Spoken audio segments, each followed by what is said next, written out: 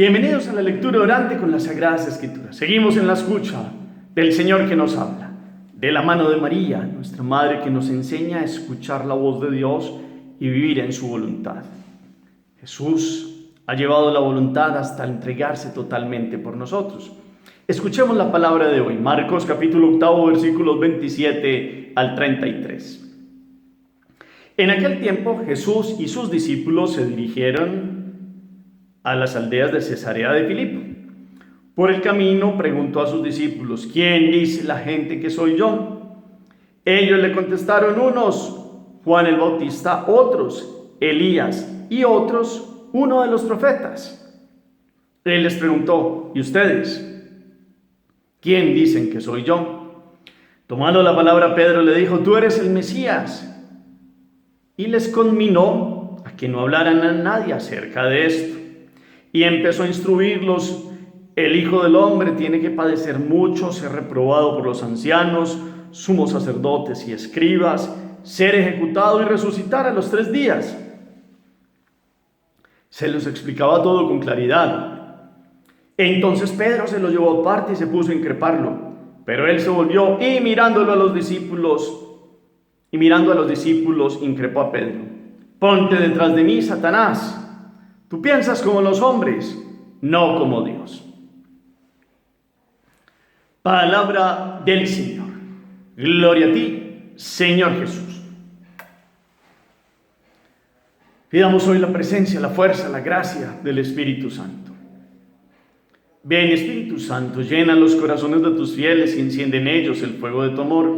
Envía tu Espíritu y todo será creado y renovarás la faz de la tierra. Espíritu Santo, ilumínanos con tu presencia, con tu luz, con tu santidad, con tu claridad, con tu ruaj, fuerza, que nos impulsa a buscar la santidad. Que hoy podamos comprender el mensaje de Jesús, la claridad de por qué se ha encarnado y para qué vino a dar la vida. Que podamos hoy sentir, Espíritu Santo, que esta palabra viene a darnos sentido de vida en nuestro Dios único y Señor Jesucristo. Amén. ¿Qué dice el texto? Entonces volvemos a mirar, capítulo 8, versículos 27 al 33. Hemos venido viendo cómo Jesús multiplicó el pan y los peces, también ha curado ya un ciego que lo sacó aparte en Betsaida, le untó saliva en los ojos y vino una curación progresiva. Y ahorita siguen más hacia el norte, geográficamente hablando.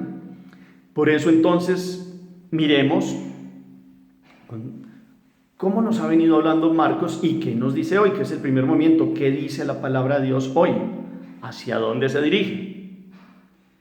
Él hace una pregunta. ¿Cómo responden ellos? Él contrapregunta. ¿Cuál es esa segunda pregunta? ¿Cómo vuelven a responder ellos? ¿Quién toma la palabra? ¿Qué responde? Él hace una afirmación y una explicación después. ¿Cuál es esa afirmación y explicación? ¿Cómo reacciona uno de ellos y qué palabra fuerte le tiene que decir el Señor? Miremos todos los pasos, los diálogos, los verbos, las actitudes, los hechos, la geografía, todo suma. Todo es importante, pero sobre todo la idea principal y las ideas secundarias. Para que después de recomponerlo, de haberlo leído mínimo 3 veces, ojalá proclamado, claro, pausado, lo recompongamos con la memoria y lo bajemos de la mente al corazón. Para hacer nuestro segundo momento, pues partimos de qué dice el texto. El texto nos cuenta que Jesús no solo se quedó en Betsaida, que es al norte del lago de Galilea, sino que siguió subiendo. Por allá hay un lago que se llama Merón, pero siguió subiendo hacia Cesarea de Filipo. Filipo, un hermano de Herodes Antipa, gobernador de otra de las regiones que gobernaba Herodes el Grande, que Roma le había permitido un vasallaje allí cuando murió Herodes el Grande. Entonces se dividieron los reinos y entonces van hacia esa parte del reino que es más hacia el norte. Actualmente esto sería más hacia Siria, noroccidente un poco.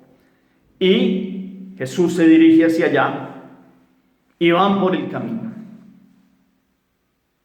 Meditación primera. Jesús no deja de caminar. Viene a todos los lugares y viene por todos.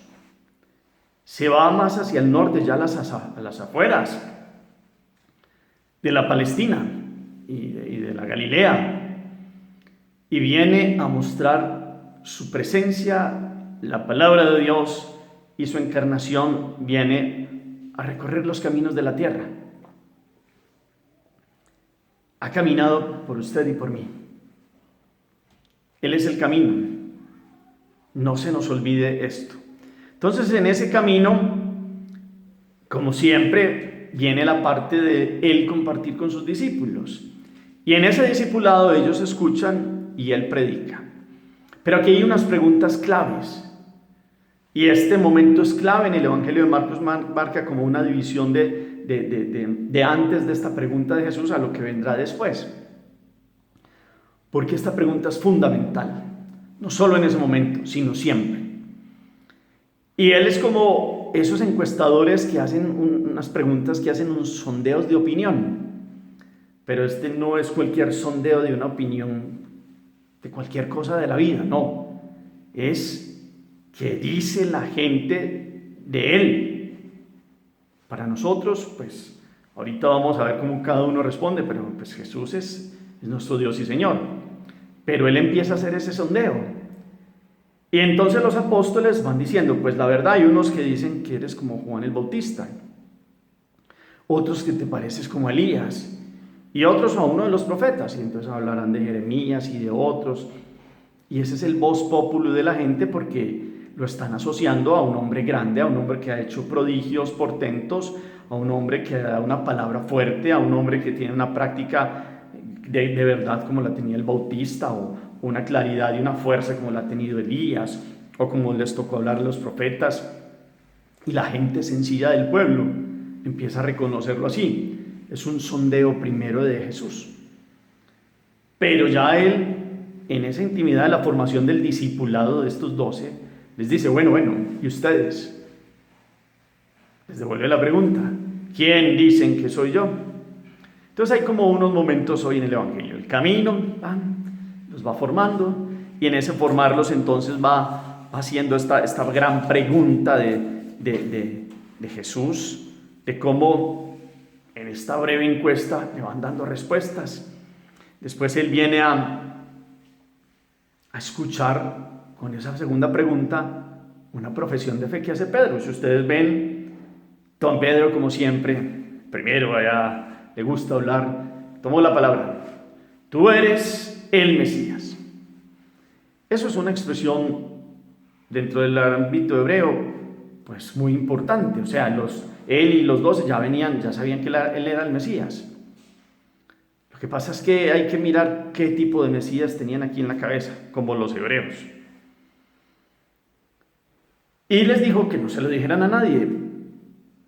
Volvemos a algo que se llama el secreto mesiánico. A Jesús no le interesa que lo vean Mesías como piensan los hebreos, a la manera de un rey del mundo, porque el reino de Él no es de este mundo. ¿Se acuerdan ustedes del diálogo que Él tuvo con Pilatos?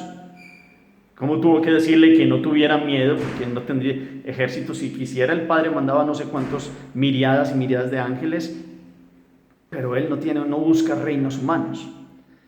Y para que no se diera esa concepción. Entonces, en ese decirles aquello, viene y lanza una claridad para ellos, que lo tengan en cuenta en el corazón. ¿Para qué se ha encarnado el Hijo de Dios? Y comenzó a instruirlos. Es importante esa expresión. Y vino a mostrar el primer anuncio del Mesías sufriente. No era claro para un hebreo decir, ¿cómo que el Mesías va a ser crucificado en una cruz? ¿Cómo es eso? Pues como no cabía en la cabeza.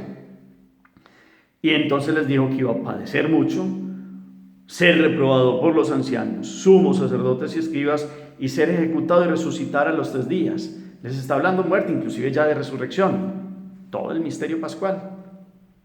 Y ellos, seguro eso es un impacto, es el primer anuncio. Por eso este momento en Marcos es decisivo, este diálogo del camino hacia Cesarea de Filipo, porque los ubica con los pies en la tierra para que entiendan hacia dónde va la misión del Hijo. ¿Cuál es el verdadero mesianismo? ¿Quién es verdaderamente Él? Porque sí, es el Mesías, y dijo bien Pedro, pero venga, ¿qué tipo de Mesías? Entonces ahí viene ese camino, ese sondeo, esa respuesta de Pedro, y después el primer anuncio de la pasión, y después la intervención directa de Jesús, porque Pedro quiere llevárselo aparte a cambiar los planes de Dios. Por eso Jesús lo recrimina con una expresión muy fuerte que significa Satanás.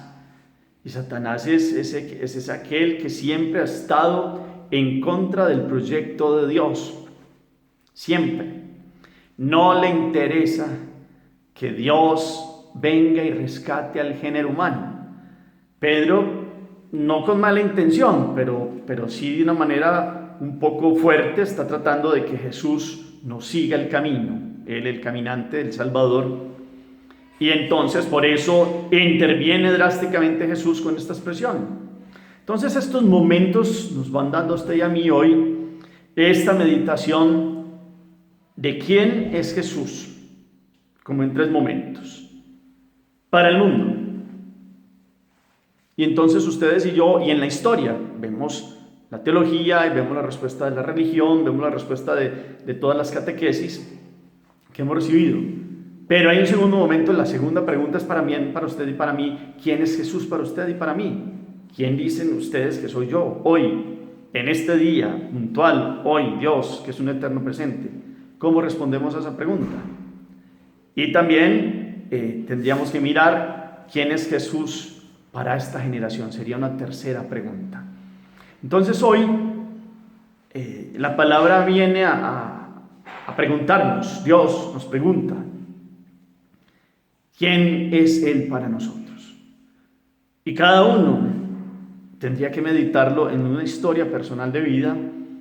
Y hoy, qué emoción hay en el corazón para decirse: yo soy verdadero cristiano, no solo porque soy bautizado, que es lo más importante, ahí he iniciado el camino de la salvación que Él me ha dado, sino porque me he ajustado a los criterios de Dios como Él.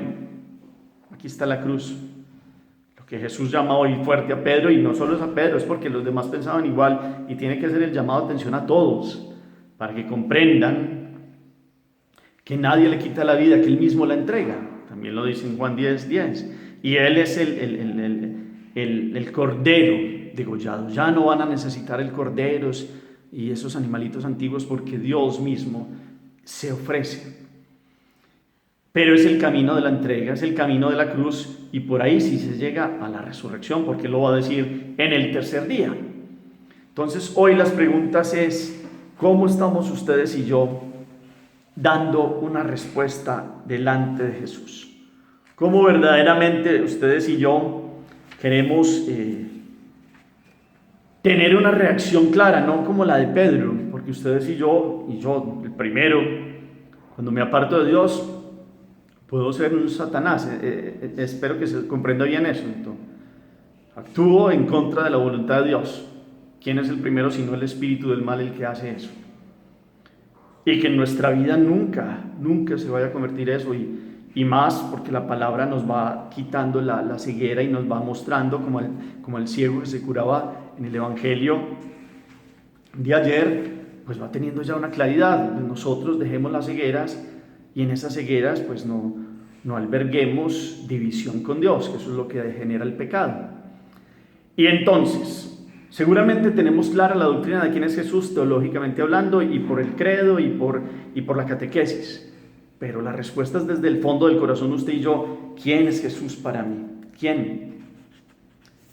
¿Cómo responde cada uno de ustedes y yo? Esa es más importante. Esa nos define, y esa nos da la fuerza para ser misioneros y decirle al mundo de hoy: vea, es que Cristo Jesús es el único camino para llegar a Dios, es el que le da el sentido a la vida humana, es el que le puede dar la fuerza a usted para ser libre, verdaderamente libre, como Él se lo ha dado en el bautismo.